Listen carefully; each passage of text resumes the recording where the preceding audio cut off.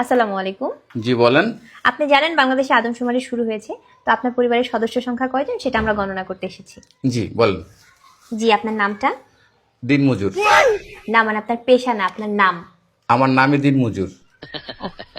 আপনি কি বিবাহিত? জি। কয় বছর হচ্ছে বিয়ে করেছেন? 1 বছর। আপনার কি বাচ্চা আছে? জি 2 জন। মানে আমি 2 বিয়ে করেছি। ও আচ্ছা। আপনার স্ত্রীর নাম? ছোট জন না বড় জন? বড়জন? কেয়ামত। কিয়ামত। আর ছোটজন? তুফান। ও তুফান। আপনার সন্তানের নাম? ছোট জনেরটা না বড় জনেরটা? কিয়ামত জনেরটা? ঝড়। ঝড়। আর তুফানেরটা? সিডর। সিডর। জি, আপনার মূল্যবান সময় দেওয়ার জন্য আপনাকে ধন্যবাদ। আর লাগবে না? না না না, আর কিছু লাগবে না। আর কিছু লাগলে নিয়ে যান। না না, তাহলে ভিতরে এসে চা খেয়ে যান। এখানে বেশি থাকলে সমস্যা আছে।